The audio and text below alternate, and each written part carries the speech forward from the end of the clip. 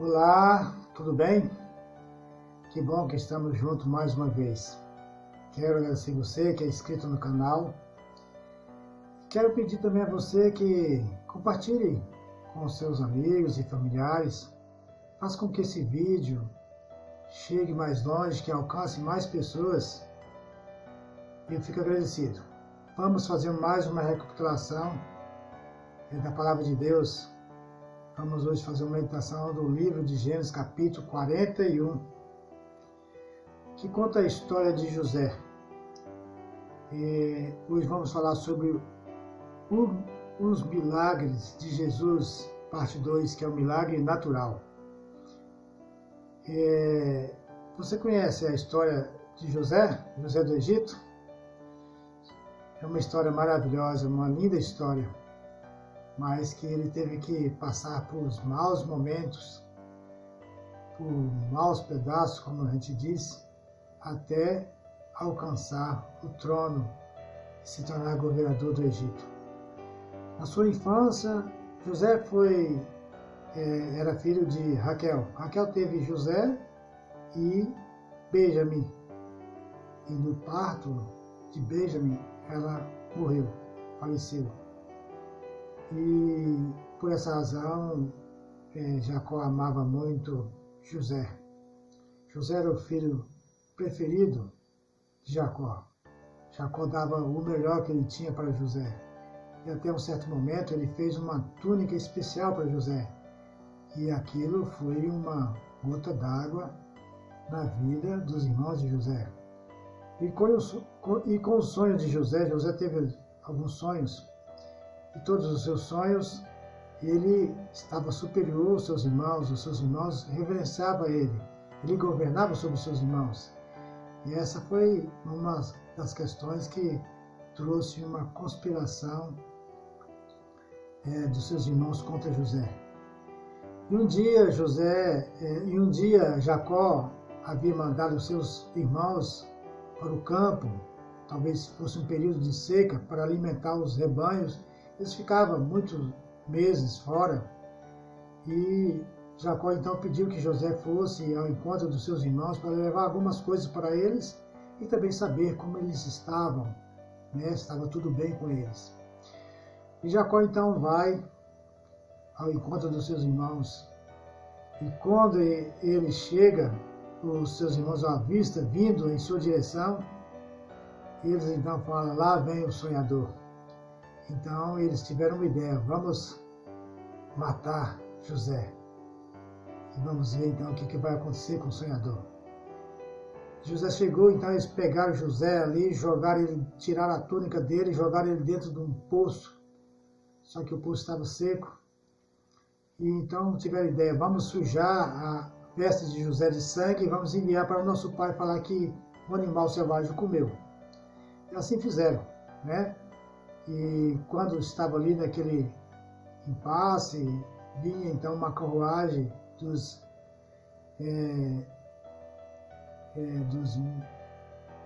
uma carruagem que vinha dos ismaelitas. Eles então ofereceram José e venderam José como escravo para aquele pessoal que estava naquela carruagem. Por 20 ciclos de prata, José foi vendido.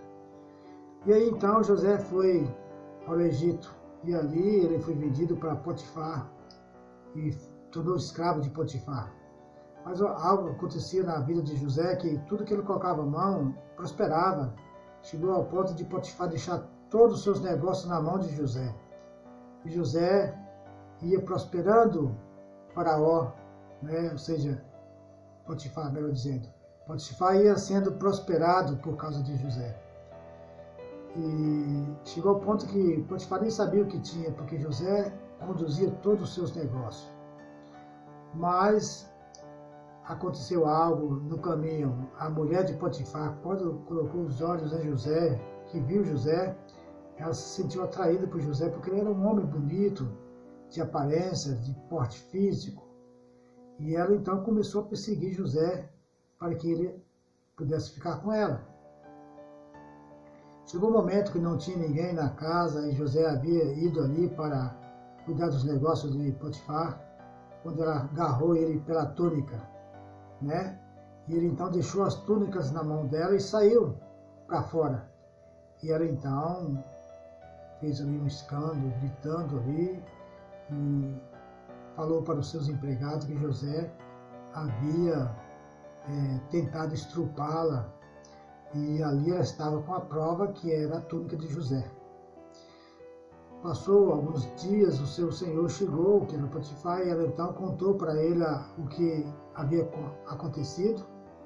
Então Potifar ficou muito irado com José e mandou ele para a prisão. Durante os tempos que ele ficou na prisão, ele conheceu algumas pessoas ali, e então ganhou também a confiança do diretor que conduzia o presídio, do chefe da prisão, a ponto de ele deixar também nas mãos de José todo o cuidado dos presos nas mãos dele. Ele cuidava muito bem e era amado por todos. Chegou um dia, havia lá um copeiro e um padeiro que havia cometido uns delitos diante do rei, por isso estava preso. Então o copeiro teve um sonho e contou para José o sonho, e José então interpretou o sonho do padeiro e do copeiro. E também o padeiro ouviu que José falou a respeito do chefe do copeiro. Ele então falou assim: eu também tive um sonho, vê o que quer dizer o meu sonho. Então ele interpretou os sonhos dos dois ali, Deus revelou para ele. O copeiro voltaria para o serviço, tornaria servir ao rei no palácio, mas o padeiro seria enforcado, morto, e os passos comeria a sua carne. E foi isso que aconteceu.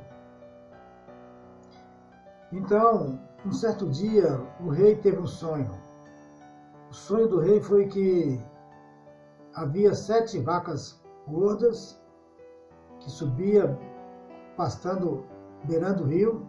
De repente surgem 7 vacas magras e feias que subiam também, e essas atacaram as 7 vacas gordas e as comeram. Ele acordou assustado com aquele sonho e tornou a dormir. E quando ele torna a dormir, ele tem um outro sonho. E esse sonho era com 7 espigas cheias dos grãos viçosos. E de repente aparecem 7 espigas magras, feias, sem grãos. E essa come as 7 espigas gordas, graúdas, com grãos. E ele então acorda assustado e pede para que os seus magos conte para ele, revele o sonho, mas eles não puderam. Quando o padeiro, o copeiro então fica sabendo, ele então fala para o rei, conta a história de que José um dia interpretou o sonho dele e aconteceu como ele havia dito. E mandou chamar então José.